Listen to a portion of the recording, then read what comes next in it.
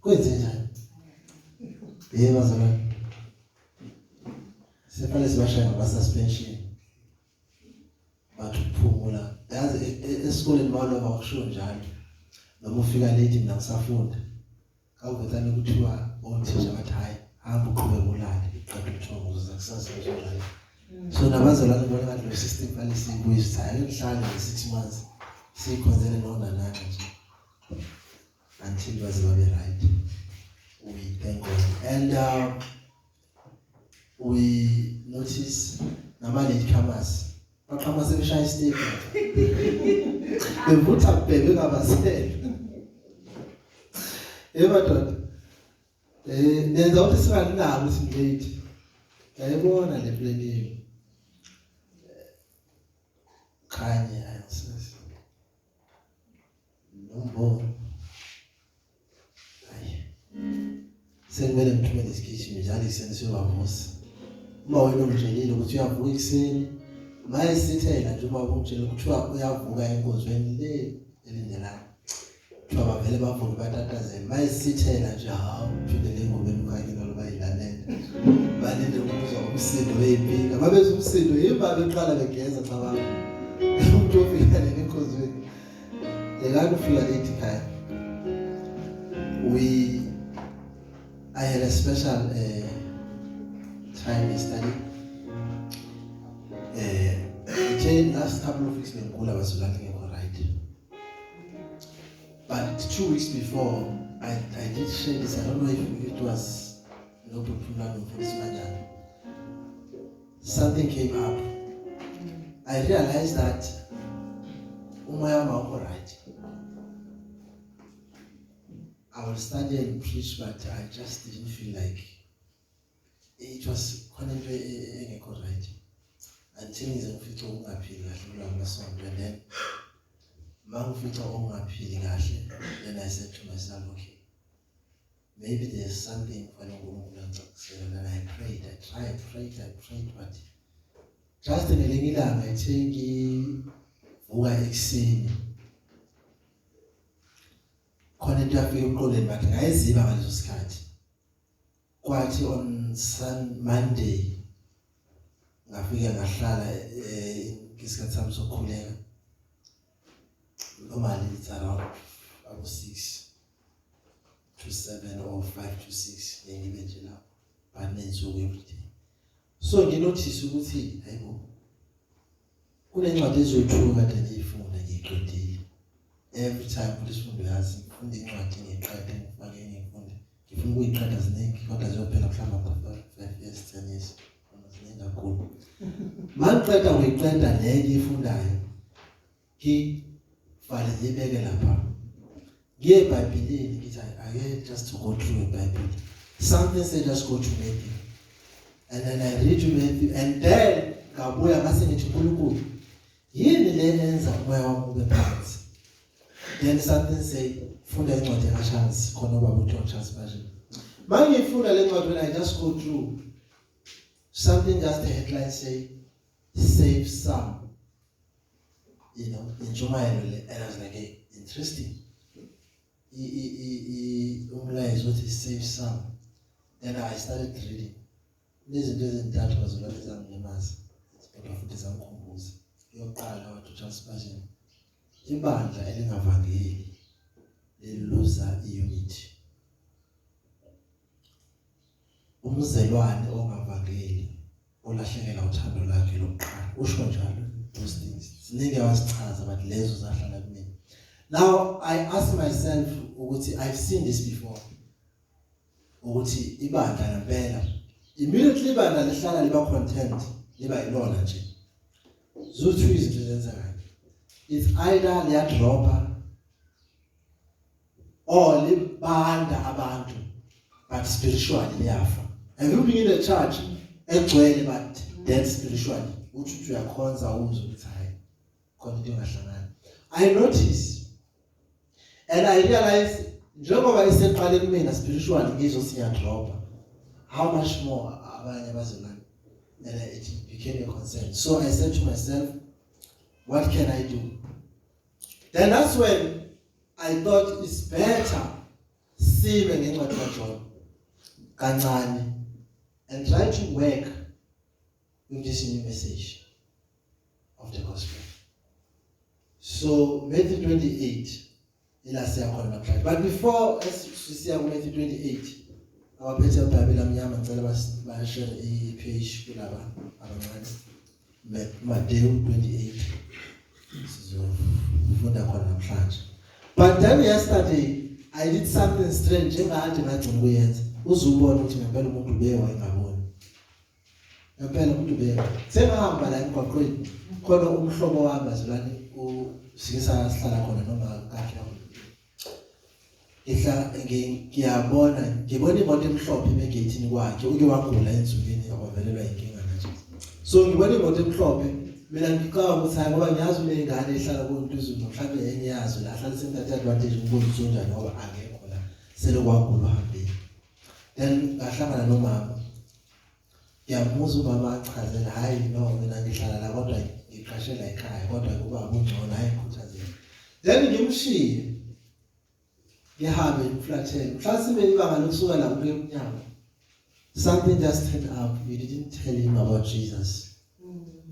I've never iminyaka abazalwane ngathi ngikwenza ukuhlangana nomuntu nje imvangeli iminyaka and it has been bad.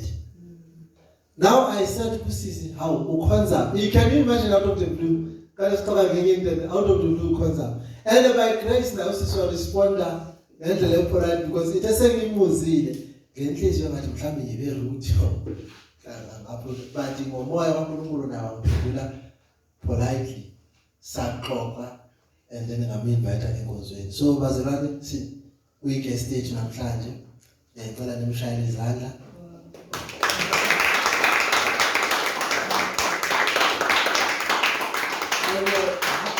How is that happen? Lento eyenzeka ngesikhathi uNkulunkulu ebeke just that ukuthi ibandla elingaphumi levangela lifile.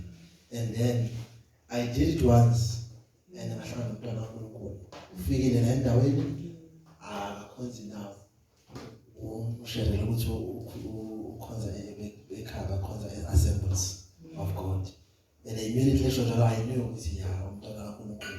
So then I realized that we don't do what we are supposed to be doing and uyaqhubeka uNkulunkulu uyamprovela ukuthi this needs to be done. So ugama umama kubazalwane ukuze simmingelele singalo sithi lo sisi lo usithembile shangisa singebiza kahle ngicela asukume nimshayele izandla bazalwane.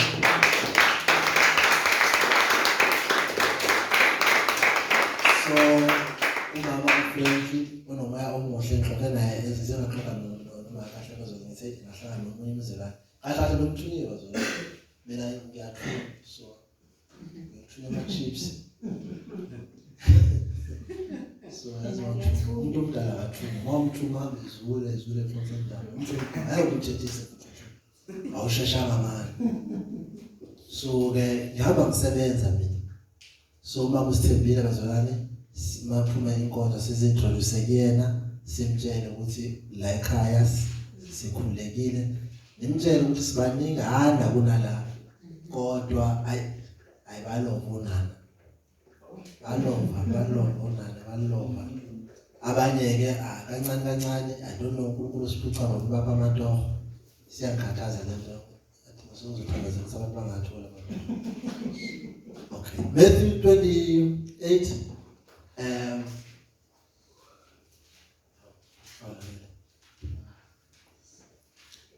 Matthew 28 so qala ku verse 19 to verse 20.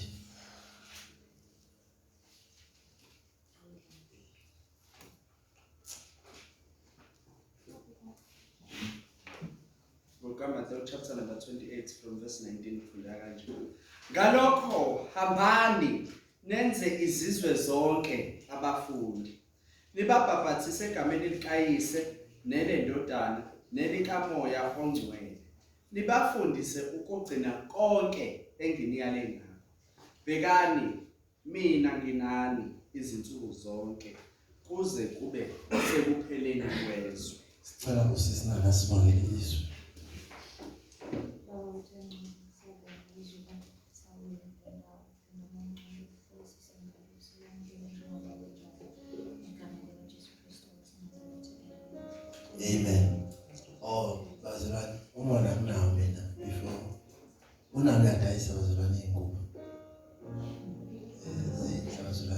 ezinhle kodwa ezinye ezinhle kakhulu. Ngiwathi ngoba ukikwa ngoba wezwi ukholwa manje ngabona ukuthi lezi zinhle kakhulu lezi. So you know amangisi ke might something is true. Ezinye zazo yayibuka ngithi phela nami ngazi bazalwane washadile uzoshada sifundo uzo understand. Yeah. Wawushadile wohlalise nje ubukisa intombi lubone azi ke manje umhlanga ngapha ubukisa ingubo nje semjwayele nami sengiyayibuka ngoba ngasemjwayele ngibuza opinion yami ukuthi ngithini injani and i-advice yami kwena sifundo, the answer always must be relevant, and the relevant answer kumuntu wesifazana is yes. Don't ever say no. Muhle, kuhle, inhle. Uma ungasho ngepambana nalokho. Akona natheni ukuthi uzenzana uzibonele kodwa ngeke umnandi. So nami ke bazalwane siyabuka ke ngokuzi kanana ezinhle. Ngisabile ukukhuluma kakhulu. Kodwa ezinye ezinhle kakhulu. Ngizama phela ukuthi ngingabisenkingeni. Ngisho into ephambene. So nimsupporteke bazalwane abanamafoni siyamthanda nefoni siyamthanda ahlale ungene egroupini khona uzobona ingubo zika sisinani khona uzotshela uma sisinani udayisa ingubo khona ubandlululana labe ngithi ngibona isasutana nami khona uzokhoneka phathi yabona ukuthi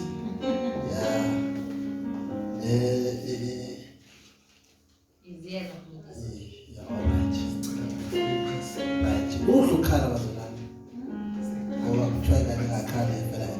Now Matthew 28. Now we all know bazalwane ukuthi there are things or izinto responsibility yomzalwane. Amen. Yeah. Now Matthew 28 uthi zoyikhotha la ngesingisi usulo usishayele ngezulu. Go therefore and make disciples of all nations, baptize them in the name of the Father, of the Son, of the Holy Spirit. Teach them to observe all that I have commanded you. And behold, I am with you always to the end of age. Amen. Amen. Hambani nenze abafundi ngazo zonke izizwe babhabhatiseni egameni lika Baba lika Ndodana noMoya Oyingcwele nibafundise konke enganiyalela kona kepha yohlala yinani ukufika ekugcineni kweinsuku. Amen. Now you see, before singena kulolu daba olubaleke kangaka, ngithanda ukulithatha through i-background ethize. Ake sibhekeni i-ministry kaMose. Lithi eBhayibheli uMose waya entabeni yaseSinayi lapho khona wagcinwa khona izinsuku ezu-40 ekhuleka engadli ukudla. La khona yathi mayebuya wabuya nemiyalelo eyishumi. Amen.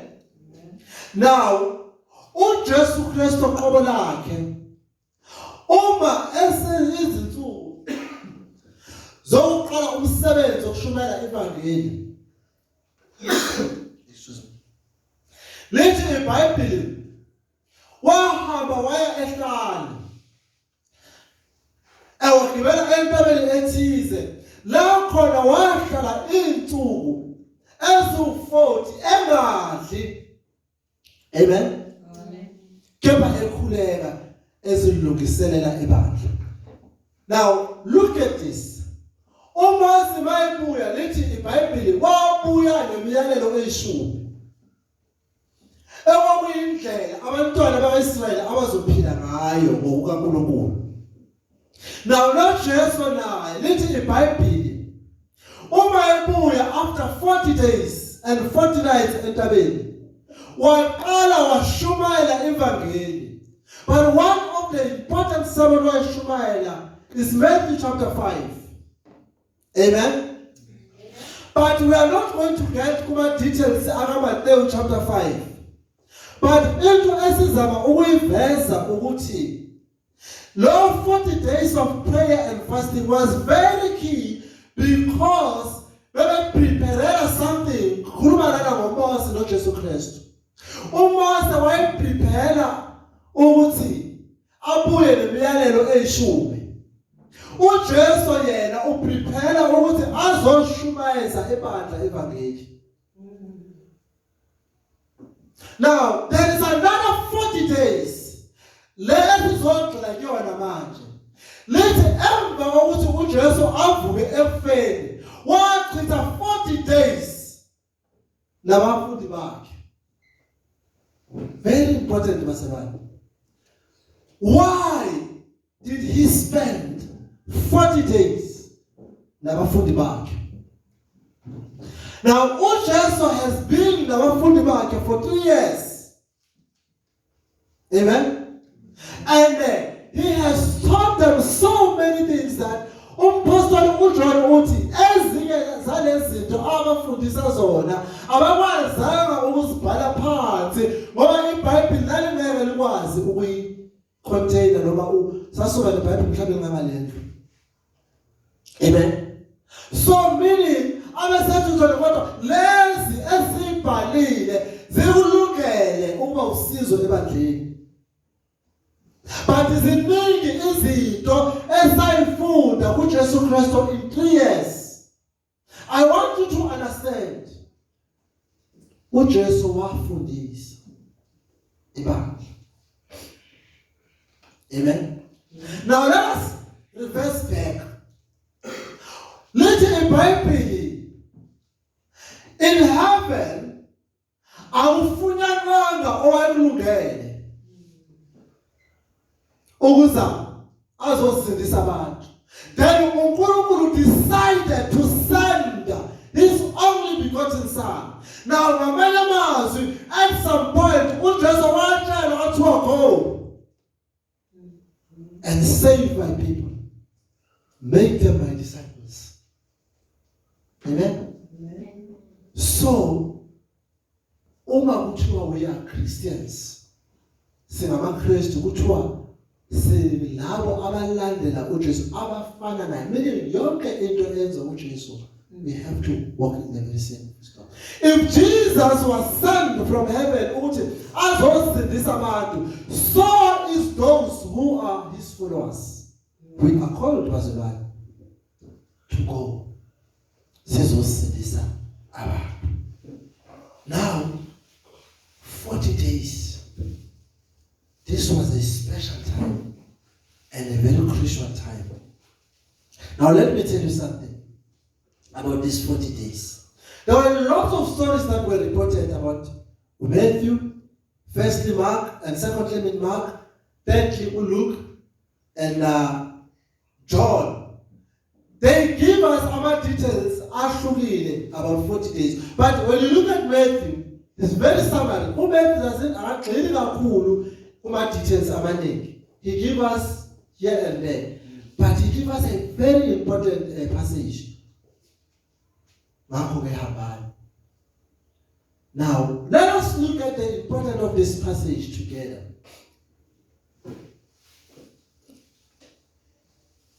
The Great Commission. Number one, ngifuna sibheke ukuthi hambani nenze abafundi. Number two, baptize them.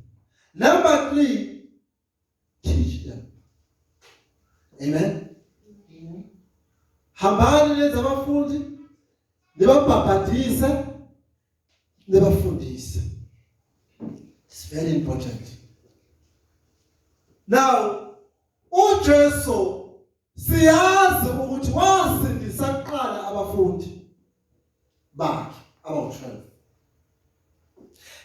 And siyazi ukuthi babhabhadiswa in the baptism of water by the Apostle John, umvangeli uJohn. Now uJesu mayefika naye futhi wabhabhadiswa. Amen. Now at this time uJesu uyabethelwa and then ngosuku lesithathu uyavuka. Kuba nabantu abambonayo but he spent the time 40 days enabafundi bakhe. Now the interesting thing that one will want to know ukuthi kwawenzakalani kulo 40 days. Yini le yayibalekile kulo, because sizwile ukuthi i-40 days yokuqala okukhulunywa ngayo Jesus was preparing to teach. Jesus wayelungiselela ukufundisa, wazincisha ukudla for 40 days and pray. Umasi naye the mandate was the same. Ukuze abuye aphethe imiyalelo eyishumi afundise, kwabiza ukuthi athathe insuku eziwu-40 ethandaza ezilungiselela le nkonzo.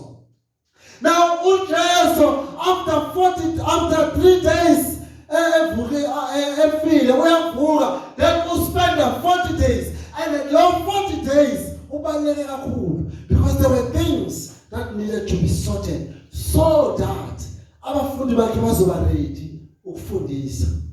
But it took 40 days. 40 days. But one of the things, if not all, now, on to verse 16. Now the 11 went to Galilee, to the mountain to which Jesus had directed them. Amen. And when they saw him, they worshipped him, but some doubted. Jesus came and said to them, all the authority in heaven and earth has been given to me. Amen. Go, therefore, let us start there. Number 1, hambani. Amen. Now we were talking, I remember, just interesting, after I shared my challenge for this Bible, it's not put it in. When I grew up as a one, there was this belief ebandleni nakubafundisi abaningi, the vision of the church. Shocking. I'll tell you something that I believe in. I don't believe as a run ukuthi igama ibandla igama. Lento ukuthi igama lelabandla liwukuthi angikholelwa kuyona kakhulu. You know why? Akukho nebandla elilodwa eBhayibhelini kulamabandla amaningi kangaka esabhalelwa ngawo elalelekayo. And we are not hearing no way in the Bible. Lapho na uJesu ethi khona ibandla anolibiza lithi ukuthi. Liyabona lento bazalwane? Now, my question is, le culture yamabandla ipho emagama, or you should go to Nigeria if you wanna one of the strange things. Khona umunye umbhemba wabhala journalist wayeNigeria uyintatheli ezenkolo. Bayafika ezwe laseNigeria wa-observe amagama amabandla aseNigeria. Wawungahle ulale ngomhlaba. Khona amabandla eNigeria, we across the Jordan Bible Church. Elijah is coming Bible Church. Amagama amabandla la. We are a healing church. We are a holiness church. Those are the names. But then you ask Umfundisi, why this name? No, a vision engibenayo. A vision obenayo is strange, interesting. Now, bazalwane, kukhona la ngempela iBhayibheli lana lasifundisa ngevision yebandla. Where do we get all these things? See, ibandla maliba worldly seliqala la adopter izinto zezo bashintsha into ezincane. But when you look at the Bible, uzo abapostoli basibhalela ibandla lokuqala esithola ngalo the church in Antioch.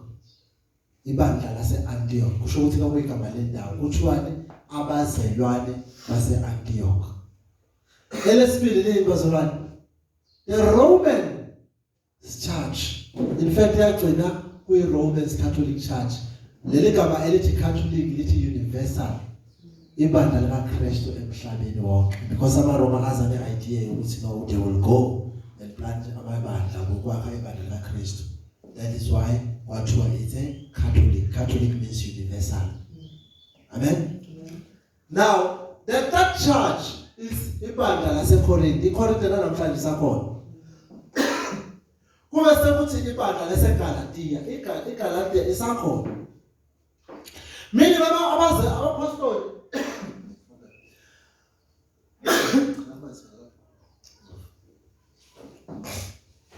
meaning abapostoli babenganayo lento ukuthi ibandla lizobizwa ngani ngoba nali vision ithi. There was no vision bazalwane.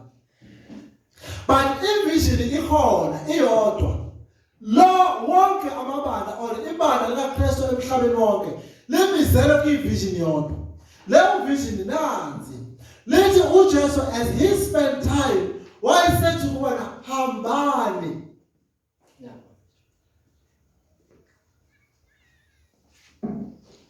Niyenze abafundi nibabhabhadise nibafundise konke.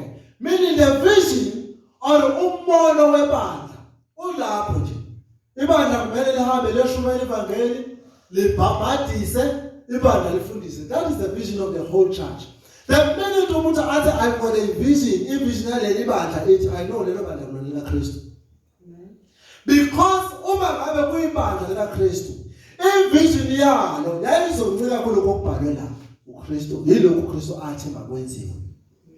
So if you are going to tell me something else enganakwenza la and then unginikeza ama-reasons, hayi ithe mhleli ngilele ebusuku kwaza umono ngobungcwele lokuthi church ibizwa ngobungcwele. And I know one church called Holiness. Ibandla ukuthi la ibandla libizwa ngobungcwele. What is the meaning of that? Or trash and flow. Just we try trash and flow, but it's back. To me, it's called trash and flow. That's what I prefer abandla of Christ Church. Abandla of Christ Church or the Church of Christ. It's better that way. Yeah. That is why I was wondering, I don't know, asinali bandla. Wawubuza umuntu bandla uzela ukuthi cha, sikwenze baqhubeni. Angathi kusenza mina siqhubeni. Bangabe kuselindelana sikonzelindelana. It's pure and it's simple. It doesn't complicate. Because I'll tell you, you're complicated than a vision. You're complicated. We are poor scripture ngancane ngevision nje. Abantu baphume bayihlathini belandela ivision. Ivision ongazi wethu laphi. It's the vision. Ivision yethu ithi, ivision yeah. iBhayibheli nansi nje liyasitshela ukuthi kufanele senze. Nina lama vision enzenathola laphi? Imono. Because ivision bazona umono athi ngabe sikhonza ngemono yethu noma ngasilandela lo kaKristu. Now let us look at it. Go ye therefore. Now bazalwane, make disciple. Sonke la namhlanje enkonzweni asiqalanga futhi asizalwanga siyabaKristu. Kungenzeka ukuthi ukhulele enkonzweni kini kodwa abazali bakho bakubamba ngesandla. Iyona ke lento esibiza ngokwakha umfundi kaKristu. Ibandla sibizelwe ukuthi sihambe siyovangela ibandla libizelwa ngabazalwane ukuthi sifike sihlale la sakhe ibhilidi elihle and then bese sinema abantu. No, the church need to go. Let me tell you the story. The book of Acts tells us a very interesting story. Incwadi yezenzo ithi abazalwane baseJerusalem kwathi ivangeli liyakwanda beshumayelile. Amen. Waqasuka uHerod namaJuda bahlasela ibandla. Amen. Kuthiwa ibandla labaleka lagcwala izinkalo baphuma abanye eJerusalem. But lithi iBhayibheli uma sebephumile eJerusalem la befika khona bebefika bashumayela. Now one author said maybe ukuze ibandla lehlasele kwakuyinhloso kaNkulunkulu. Ngoba ukube ibandla lalahlasela abafundi bakaJesu bebezoyihlalela eJerusalem kwakumnandi. But ngokuthi bahlasele baphoqela ukuthi bas-escape. Then when even today bazalwane, maybe the reason why especially in this country singavangeli is because sihleli kamnandi. Sikhonza kamnandi sinensimbi. Siba umsindo mhlasithana akekho sibuza ukuthi senzani. That is why we don't see the reason to go. Amen. But abazalwane bezenzo lithi iBhayibheli bashawa. Abapostoli qobo nabo bashawa. But kuthiwa babebaleka lamazwe afana noDamascus. Babefika khona, bafika beshayile. Abantu basaba ngalo lawo madoda amanxeba nje kuthiwa bona bebefika into bathi amazini la uJesu. Lezwe ngale ndoda yaphethelwa eJerusalem. Neyazi ukuthi ivukile. You see, that was the living church. Uphawu lebandla eliphilayo amandla alo okuvangela, namandla alo okukhuleka, namandla alo okwakha abafundi. The sign of the living church was one. Akona ubuningi nokugcwala kwalo. Don't think ukubona ibandla ligcwele uzocabanga ukuthi leli bandla liyaphila le spiritual. Possible bazalwane ukuthi ibandla lizithole lifile kodwa linabantu abawu500 ngaphakathi. Zikhala kahle insimbi umculo sesingene liphezulu. But spiritually they are bankrupt. Amen. It's happened. The mass of the living church, it is not its sitting capacity, but it is sending capacity. Ngabe liyabathumela abavangeli? Ngabe liyawayenza ama-open air?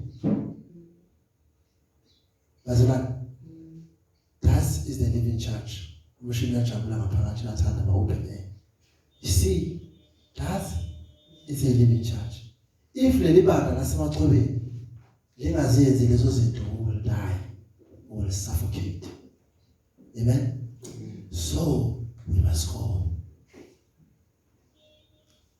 Simele sihambe siyofuna abantu. We are lucky. Sine taxi ezala every Sunday. It's getting empty and empty and empty. You know why? We are happy. Yabuka ekseni ngibuka esibukeni, I don't care.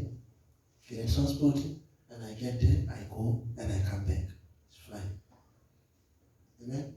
But mhlasembe ukube itaxi ayikho. Ngabe siyafisa uzengozeni bathi sifuna abantu abazosiphelezela. Then ngizocela uyibe nongakhona ahambe bandla sasenze enkonzweni. You understand? Ngoba kumnandi ukaminde lasibaningi. But because sihamba ngeTaxi, right, sine-taxi yethu sinebandleni lethu. Kunokuthi sithi, hayi ngicela uhambe nathi siyorganize i-transport. How easy can it be, bazalwane? Do you know kulabazalwane school athina? We used to go a very long distance sibangela. And the people, I admire one church, bazalwane. It has been very badly criticized. I don't know right or wrong, but I don't know, God knows. But one thing in I want to very powerful evangelism was one. Anybody walk to a university? That church was very powerful. They had a strategy. They had a plan how to turn about Babalite. And that church was a prayerful church. If you have been in Universal, you will know this is a prayerful church. And I'll tell you about Universal as well. I'm very confident in Universal. But I can assure you now, I'm very worship is a Universal. I remember I was invited to Universal by one of my friends, a couple of years ago. When I get there, I was amazed. Then now we say stays. I was going to school lesson. I don't know who's going to be in the hand because it's difficult. She's a small boat to someone was going to school. But Universal, I'm a boat in a pair. Just the best, but I'm telling you, the day you get a completely in fear peso. And I don't fear peso. I was shocked. People were praying. People were worshiping. They were singing. I was like, how could it? But the commitment of our usher, that is one thing that stands out in Universal. Our usher, I said, Universal are the most powerful. Mount Gena, they are there to welcome you. Tina, we don't do that.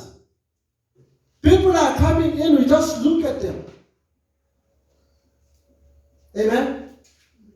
And Universal Mount Gena.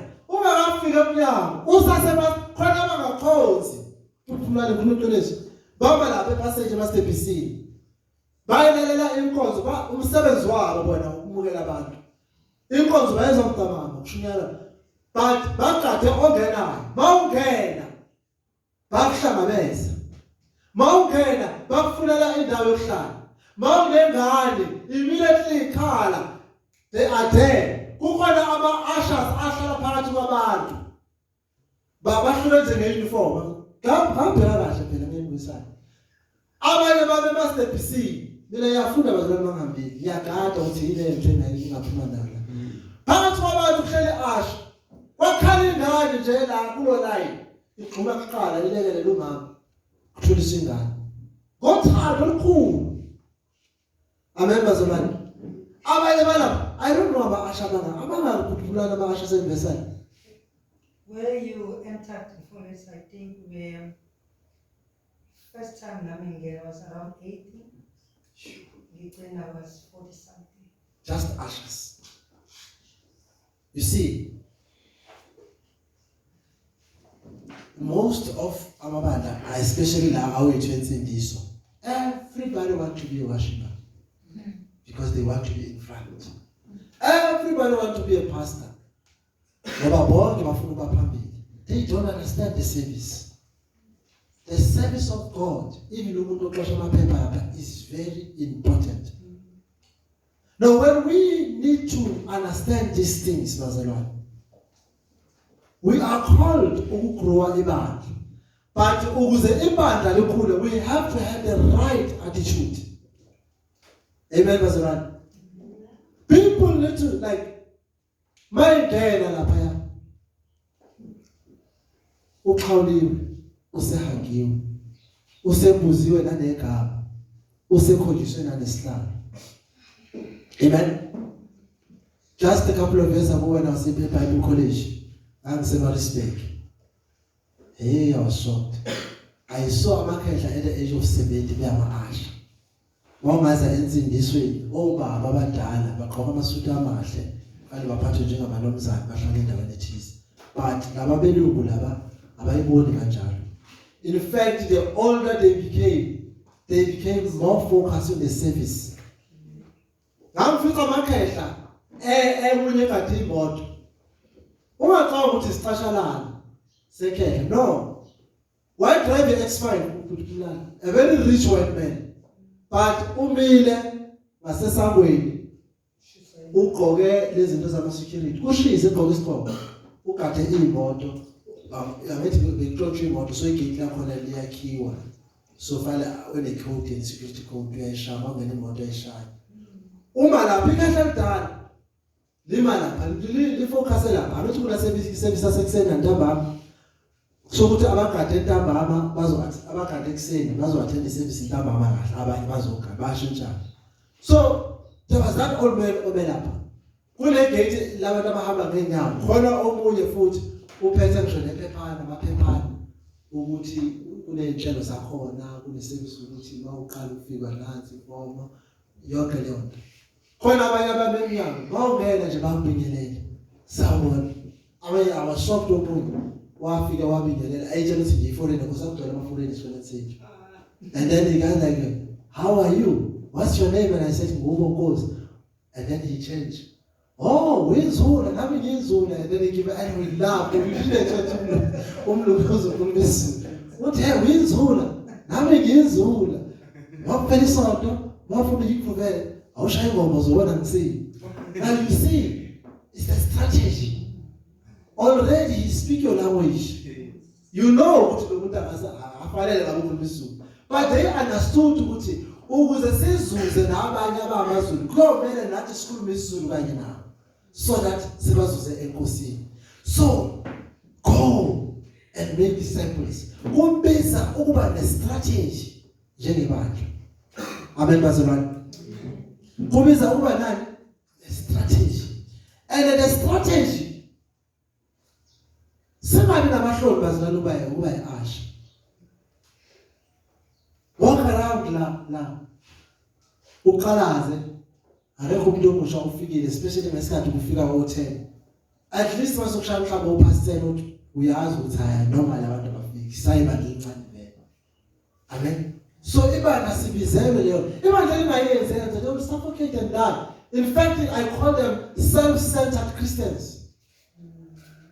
Abazalwana bayicabangela bona. Kunabazalwana abakwamanye amabandla abazokwaziwa ukuthi kuhlala unana lapha. Semdala kuzimana ngakhona. Ngisho kufika isivakasha ngadate. Noma ufikile wena wahlala ufika. Ya uyafika kubuka uyabona mayibuka uthana.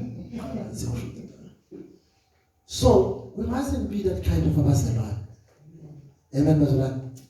Kai uma ufika ngo11 past 11 enkonzweni wena umdala la ubani ozomukela abangani abasha. Ungana khasizwe. So uzamphathanga kahle ngesikhathi. Okay. Ulande futhi utshela abantu bisi. Amen. They must come here. But they won't come here unless we go and find them. Amen bazalwane. Amabandla amaningi babeka ama-billboard amakhulu kubekho ubuso bendoda enkulu babizwa amadoda amakhulu nonkosikazi wakhe ne-hairstyle. We don't do that. You will never dare see picture like emgwaqweni. Even we poster, you will never. I'm not Jesus. No. I say this there. Our first lady. We've got only one Lord, Jesus Christ. Ube mlobuso bakhe bemzobeka manje asina. Ngoba ngalo ichama yena uJesu lo. Lo nje ichama. Umfanekiso nje. So the best we can do noma sibeka izithobe zabafundisi abazoshumayela is it because basuka ama-guest?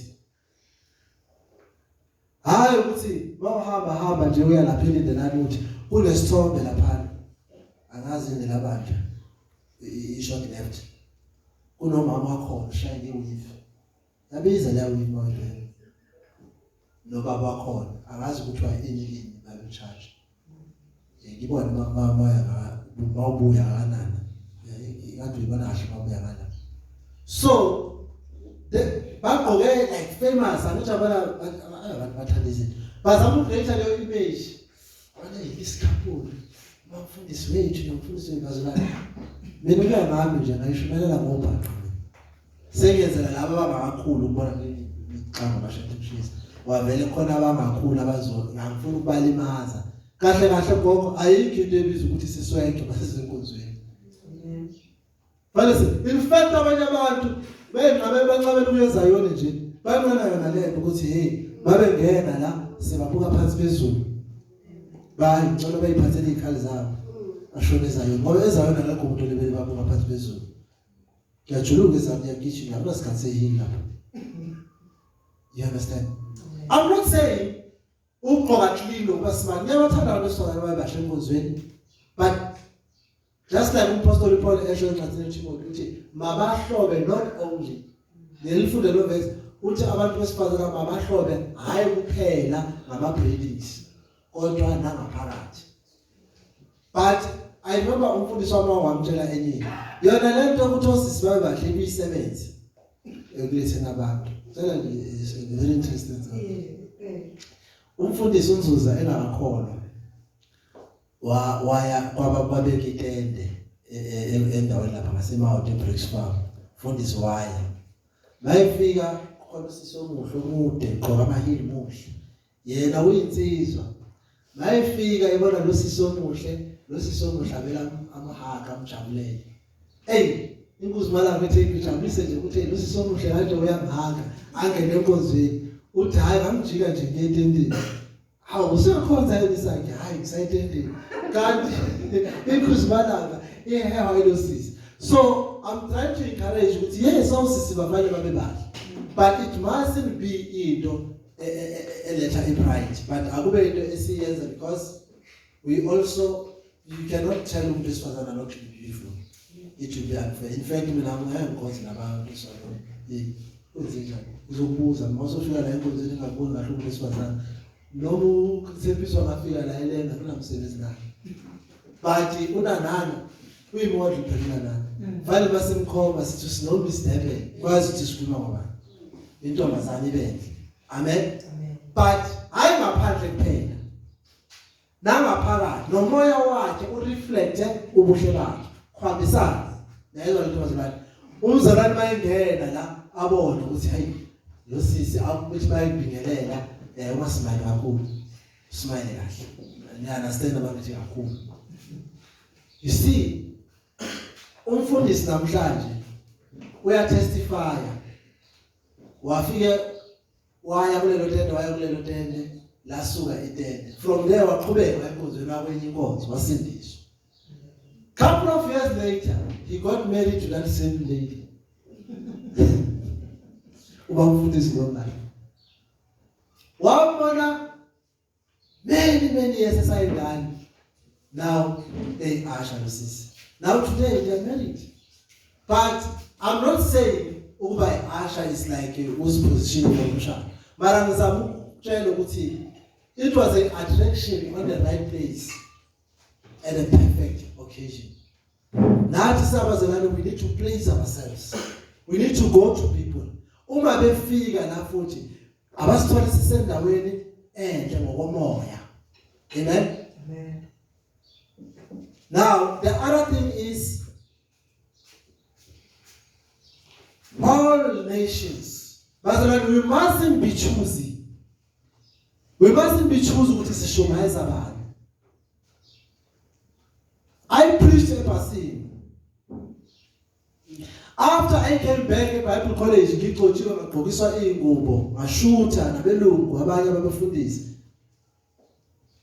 I went back bazalwane ngashumela ebhasini uBhobhobho uhabele emhlanga ba emzini babiza ngokulo njalo libhasi nje ligcwala labo mama abasebenza ePhoenix emakhishini ya ligcwala lo mama bahlabelela ke labo mama njalo ekseni ngafika mina ngafika bekhuthazana hayi ngashuma ibangeli. I'm telling you even this day abanye babo ngisale inamba zabo. Because you don't choose, you don't go to abantu aba-rich ngoba nangu ufuna ibandla lakho libe nesitanda. Everyone. Amen. Amen. I was talking to omunye umzalwane ngithi kunama-foreigner abaningi la ebaculeni abantu bokuhamba babokufika abakhonzi but masuhlala nabo kahle abanye babo abazalwane. You know why? Abazalwane bazanofuna ikivini emabandleni baqasa ngomhlaba. Umuntu mayefika lana akasazi kahle isiZulu akafiki kahle because kunale article especially like KZN. Hayi laba bathanda bocula isingisi. Uqala usuthula inculo ukuthi lesingisi lebankhombiso ezawuba akekho umuntu bezalana ngiyaxolisa usho njalo. Abantu base KZN baphakeme. Ngiyaxolisa usho njalo. Ziningi izinto uma balala beyikhuluma ubona ukuthi abantu abamazulu impela impakame yabahlupha and bapoliticize even inkonzo. I remember ngayi sasiphi Christianity today nanikhona lapha na elelelani There was this pastor, kwathiwa azocula isonto. Then one of umzalwane wayefike nonana bazi ngiphinda ngamara bafana. Wathi lo siyazi uzocula ngoJoji. And it was discouraging. Ukuthi what is the point? Ukucula ngesingisi nokucula ngesiZulu. And I'm disappointed because I've been in an environment where almost amaculo of 4 aziculela language engayazi eKapa College. But I was excited because I used to ask kubona lisho ukuthini ke le and bangichazele elinye leSwahili. Abanye awo uzubona ukuthi sama hypocrites. Abaculi bethu laba esibathandayo balokuhamba bayengaphandle babuye bafike bayacula. Bayesacula uSoncwane wadlula nabanye lo siyawathanda ke manje siyabusisela. But bayacula abanikazi bawo just because siyama ukuthi umuntu ubani. And uzubona ukuthi nabazalwane we still need to change our attitude. Indlela esiziphatha ngayo. I remember kuleli culo leli elaculwa uSoli Mahlangu elithi mawamba mwamba. Anila nasi leli dwala lami unokucula ngeSwahili mwamba mwamba. I didn't know leli culo. Angithanda leli mbusisi. Then mangifike eBible College ngifika abanikazi balo base DRC belicula. And eventually isandla manje kunakhwenzini. And limnandi. And Soli Mahlangu kusho ukuthi wezwa lapha ya. Wayesiyacula. Uyabona? And then I learned that music is music. It doesn't matter what they are. Because ngasasiwathanda wakulo omunye ungaqala ukuqoqa ubemiza uyamazi bakahlala lapha wayebunda abantu abetrophet but futhi efunde eBible College. Ejwayele ukucula elinye iculo elithi Amina Aleli. Sasisibiza Amina Aleli because wathi efika. Sasenza umfundi bayefika. Sasisithi asitshele iculo elisha afike nalo.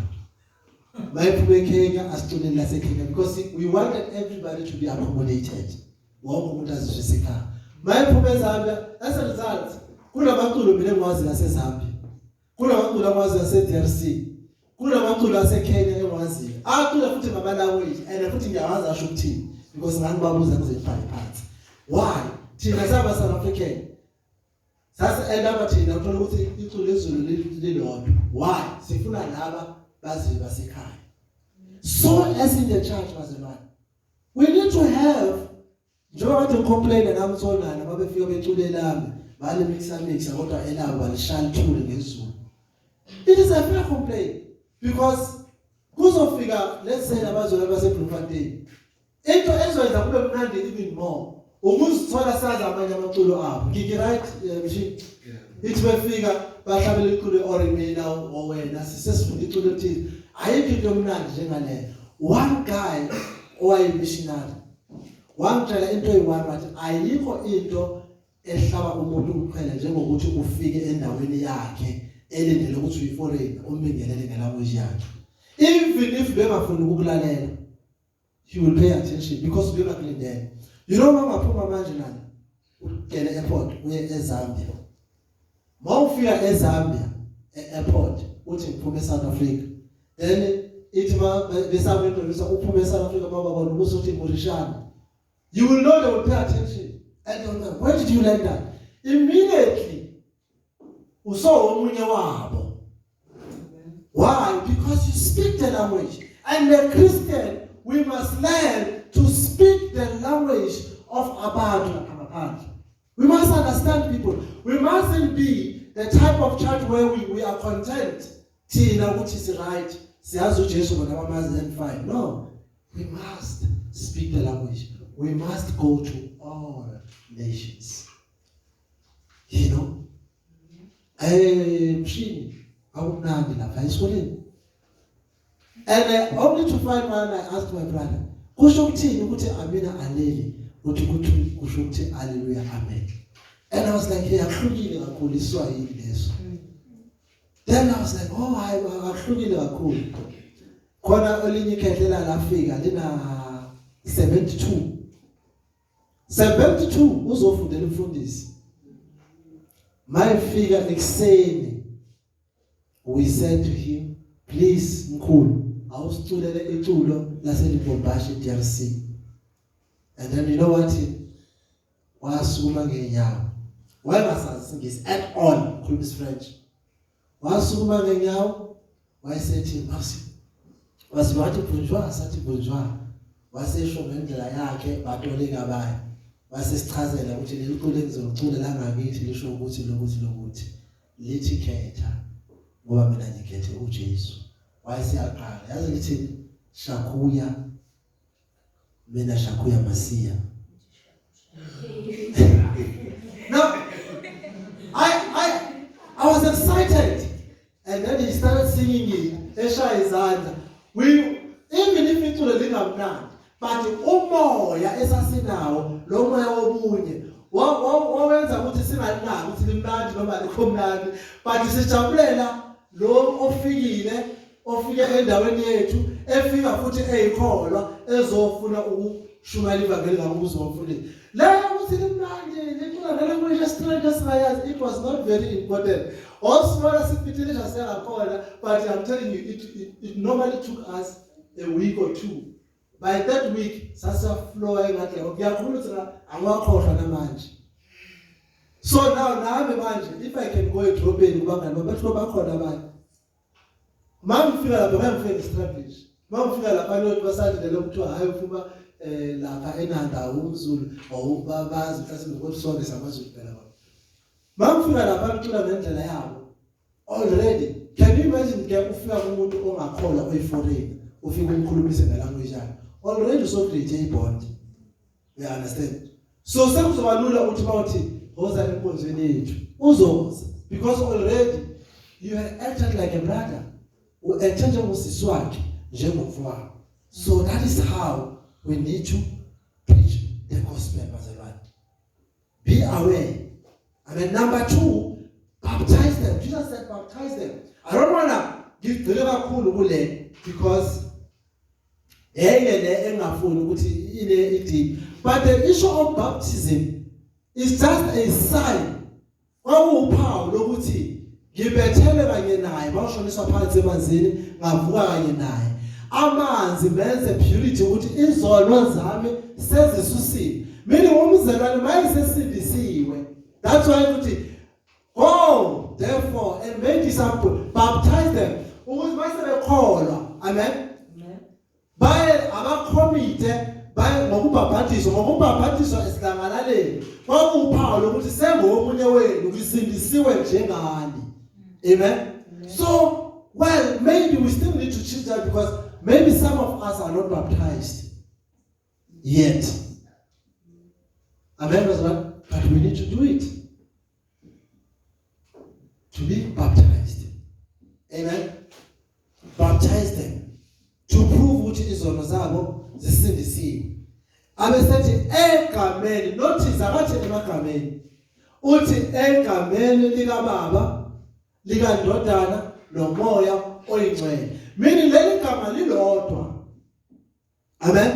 But ngokuba uNkulunkulu weza emhlabeni eyindodana, samazi njengendodana. Amen. That is why umbhali waseColossians athi uJesu umfanekiso obonwayo woNkulunkulu ongabonwa. Meaning if you have seen Jesus, then we have seen God. Hallelujah bazalwane. Uma ubone indodana nobaba usombonile okanye nomoya oyingcwele because lithi iBhayibheli in the book of Colossians kwamthokozisa uNkulunkulu ukuthi umoya wakhe uzinze kuyena azathi amangisi it pleases the Lord that the Spirit dwelleth in him the Son. Amen. But leli gama elithi dwelleth lesiGriki ileli gama elithi the tabernacle. Tabernacle means izwi lahlala kuJesu Kristu. Amen. Umoya wahlala kuJesu Kristu. uNkulunkulu wahlala enyameni. That's why uJohn ethi izwi laba inyama lahlela emhlabeni. Ngamanye amazwi uJesu Kristu wayeUNkulunkulu enoNkulunkulu njengoba uJohn esho. Now therefore we need to baptize in the name of the Father whom is in heaven, in the Son owasifela ngomoya oyingcwele ongududuzo wethu. Amen. So we must understand. Uma siya kubantu, we go to them in the name of the Father. And mawuya kubantu ngobaba nokuziphatha kwakho kumele kucace ukuthi unobaba. Ungaziphathisi njengathi uNkulunkulu akekho kuwe. Mawuya kubantu ufike usuphakeme angisindisiwe no. Sometimes you don't even have to tell them ukuthi usindisiwe. You just have to show them ukuthi usindisiwe. Ungabatsheli bakhombise. Ngesinye isikhathi uyazi abantu bakhuluma izinto ezinkulu kodwa bengayenzi lutho. But kubalulekile ukuthi abantu ba-act like Christians before they claim to be Christians. Amen. Khona umbhali wabo wagcwala incwadi ethi how small is your Jesus ebhalela abazalwane. Athi umncane kanjani uNkulunkulu wethu. Athi amaKristu they are very strange people. Bayathanda ukukhuluma izinto kodwa masibabheka thina ukuphila kwabo asikuboni konke lokho abakushoyo. So we need to behave like Christians. So meaning uma umuntu ebuza ethi kanjani leli gama kuthiwa ubaba indodana nomoya engcwele but bese kuthiwa umuntu oyedwa umtshele ukuthi yingoba uNkulunkulu wahlala phakathi kuyona indodana ewubaba waba umoya kuye. Amen. So that we can say sinaye umpristi omkhulu ozwelana nobuthaka bethu ngoba ukube uNkulunkulu weza ongumoya besingeke simbone but ukuze simbone kwakuvela avele enguJesu Kristu. Hallelujah bazalwane. Now when we go we must present and tell people about the name. The third point, which is very very very important, teach them. Amen. Bazalwane, simbandla elikholelwa ekufundiseni. Ngumfundisi okholelwa ekufundiseni. Angikholelwa bazalwane ekutheni kumele ngifike la ngijuluke ngijime ngimemeze. No, it's because ngifuna lezo. Ngiyakholelwa kulelo. I'll tell you something about lento yokufundisa bazalwane. I remember I once attended the disciples seminar, the disabled, I mean. Mamfika kula disabled, there was this white lady.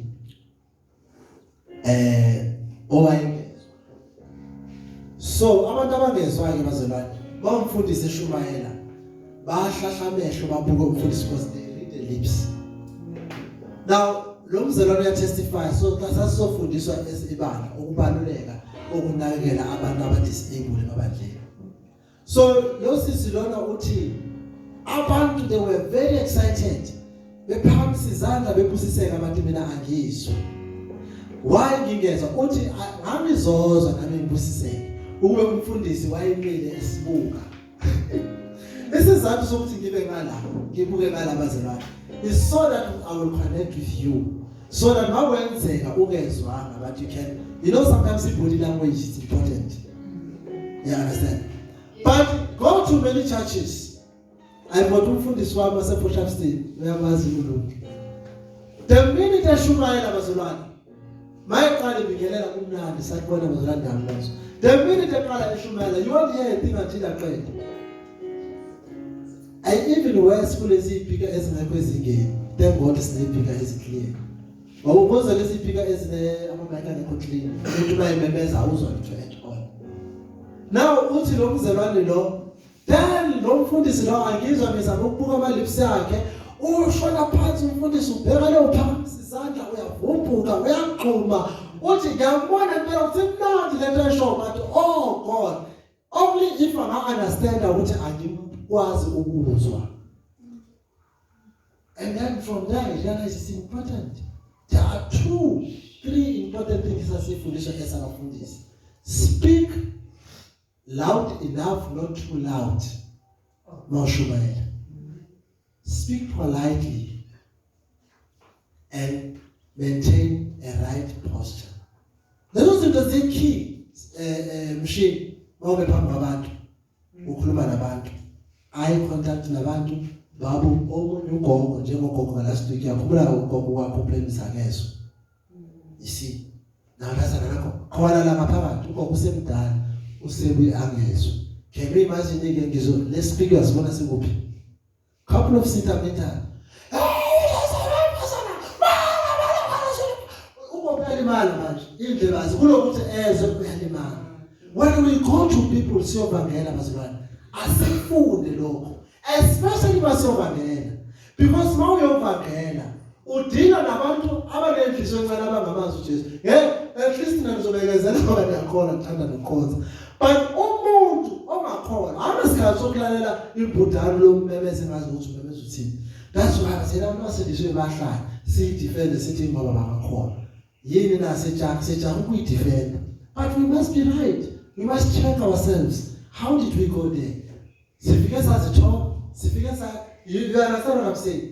Sometimes mawukhuluma lezi zinto kwamanye abantu abathi nomfundiswa lapha ubebanga nje just because balwa ukuthi ubekhuluma nje polite. Bafuna amemeze uqa umfundisi wami wayeza thatha isihlalo lomkhuluma ngaye odina kwaphula isihlalo sethu sokuthi. Phela isihlalo agibele phezukwazo. Kube phezukwazo kwesihlalo nawo kushona imali. You understand? Imagine sesifane manje sihlangane nomfundisi ngabe silaliva kweli. Mfundisi manje sibiza ama-ambulance. Umshumane ulimali uyilibazile. So teaching is very, very important. Teaching means you need to be teacher. Can you imagine the school in Mazran? Teacher. Umntana wakade complain. Athi, hey, teacher, come teacher.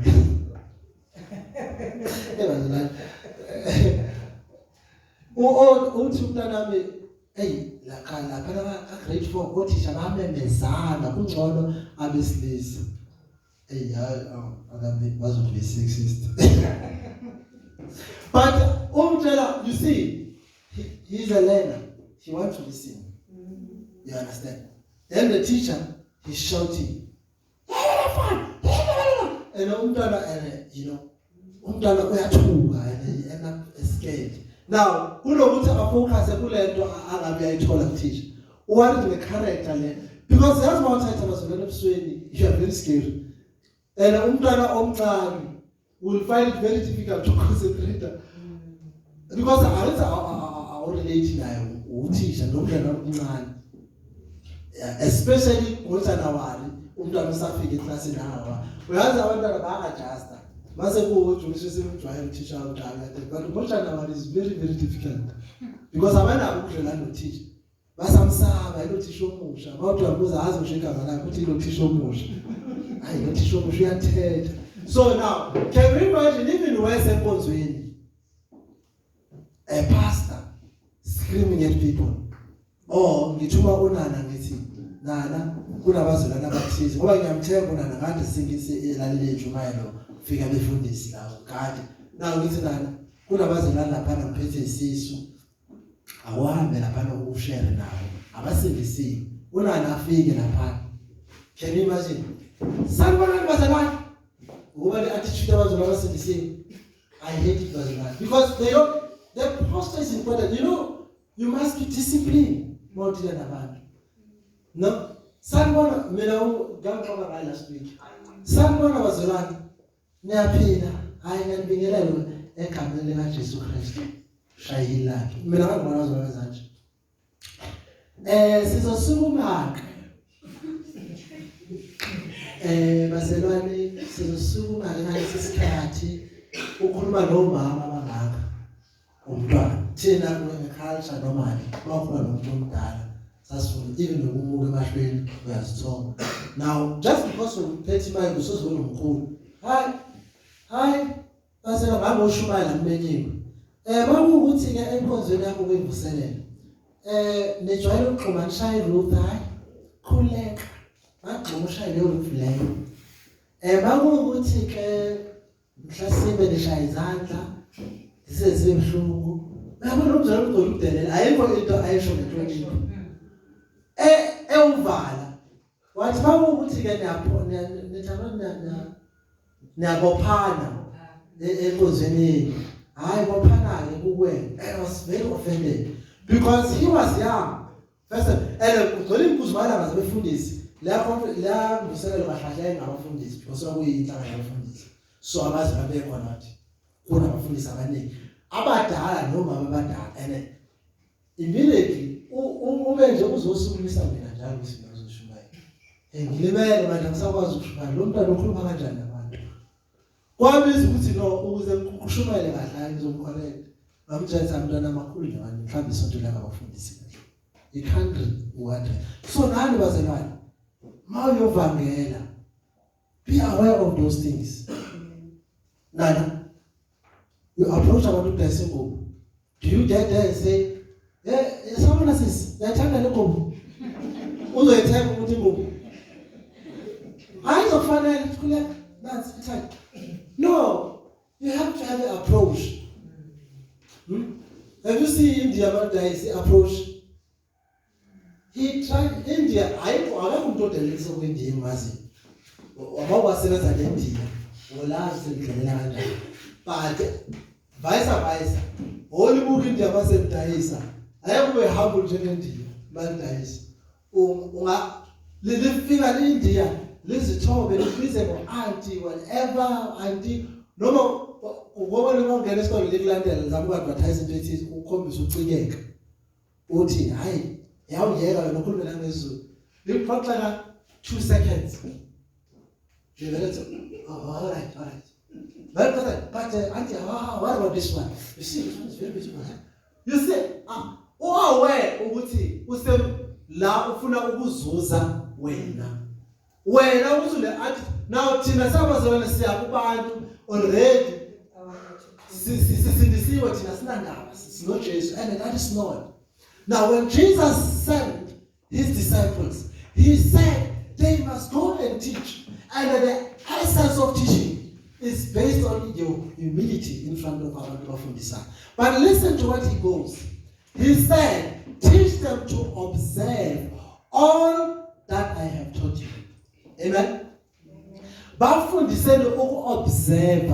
But nani lento enifundise yona. Meaning nani nibafundisa into eniyona. You cannot come and tell me to believe in Jesus, and then you yourself you don't believe in Jesus. You cannot come and preach to people about Jesus and now, uJesu uthi bafundiseni konke enganifundisa kona. But the word observe in Hebrew, it means something that you practice. That is why Judah bebethi, this man has been found guilty of not observing the law. Meaning, they found you ukuthi ubonga practice, meaning ubonga uwenze umthetho. Amen. So therefore, awukwazi uhamba uyovangela wena ubungasindisiwe, because it is possible. Because indlela ophila ngayo nendlela oziphatha ngayo izokujaja kubantu. But awubabheke and aba abantu beyibona into wrong umuntu osindisiwe. But awumbheke akaqomi uyaquleka. Kodwa uthini usindisiwe. That's the truth bantwana bami. Amen. Akadawa ube ngokuzolala. Hey, akadansi lapha ema-night club. But ushumayeza abantu ukuthi basindiswe. Akahleli kushumakhelwana. Umshini. Hayi kimsuthi. Lapho umshini abonakala endawo nathizeni entendeni eshumayela ivangeli. Umuntu athi how long siyamazi phela mina nginomhlobo wami akasho njalo how long siyamazi ungasitsheli malo incenye yonke ngoba lo muntu uyabiza athiwa amasemakhalo silana sisuke emcimbini sihlaba sishisa naye ipepo uyasiqala nje la eThekwini ukuthi ufundise. You see, that's how people disgrace or this. What Apostle Paul, they bring evangelism to a dispute. They shame the gospel. Amen. You know, when we go, you see, why I'm preaching like this today is because Unkulunkulu has made it clear to me, has reminded me that we need to be ready to go. And soon I want us to go. But we need to be prepared. Must figure out We need to tone down our attitude, but tone up our humility. Intobeko, into yokuqala nje intobeko. Even if uphambi kwabantu uMC mshini. Nana, ninenjalo uba uMC. Ubaqaphela uMC ufunda uzobona lezi zinto engisho ezinegative. Those who are tone uthayele. Because uMC you became the face. What notice I'm right? You became the face of the church. That's why normally people think MC can break or make long thing. So even if you are part of a band, mind your language, mind your posture, your posture. I want you to dance as much as you like, but I want you to be aware that you are dancing before the Lord.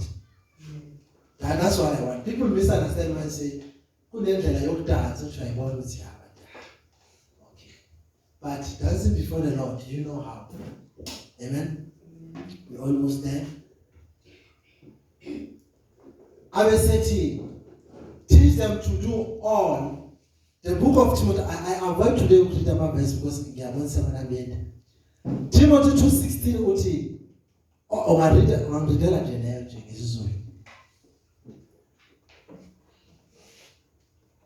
First.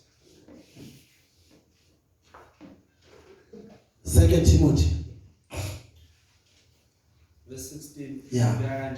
2 Timothy 3 verse 16. Yeah. Yonke imibhalo iphefumulelwe nguNkulunkulu. Ilungele ukufundisa, nokusola, nokuqondisa, nokuyala ekulungeni ukuze umuntu kaNkulunkulu apheleliselwe yonke imisebenzi emihle. Yonke imibhalo ilungile iphefumele uNkulunkulu. Now when Jesus said, teach them all, meaning yonke into ela, because imfundiso zathi Kristu zithola bazalwane eBhayibhelini. So we must teach them all that is in the scripture, because the scripture is made ukuthi isilungisise isifundise ukuze sibe ngcwele. Amen. We cannot teach people based on our ideas. Asikwazi ukufundisa abantu imimono yethu nengqondo zethu. Kumele sibafundise lokho uJesu owafundisa abapostoli. Amen. That is why umhlabeleli ethi siyakhiwe esisekeleni saba prophet kanye nabapostoli, or the other way around. All what we know is what abapostoli abebefundisa, and abapostoli bebefundisa lokho uJesu owabafundisa bona.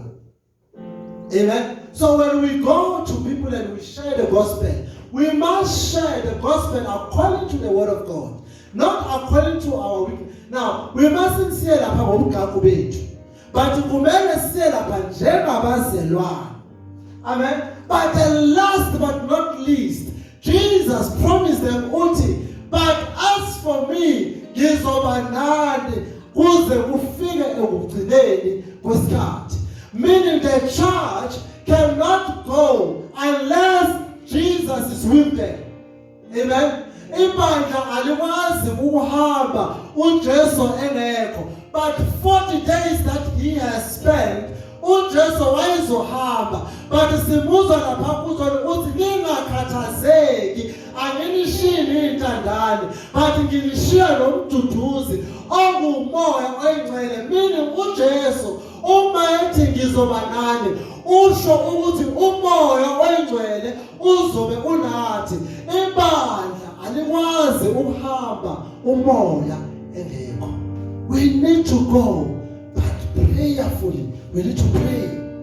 We need to pray. That's why Jesus, he prayed 40 nights and 40 days before Eshumayela Evangeli. That's why Moses, he prayed 40 nights and 40 days entabeni yaseSinai ngaphandle kokuthi azothula umthetho. Nebandla ngokunjalo, we need to pray so that the Spirit will be with us. Lithi iBhayibheli yathi mayebuya entabeni uMose, lithi wayemhlophe ebusweni egcwele inkazimulo.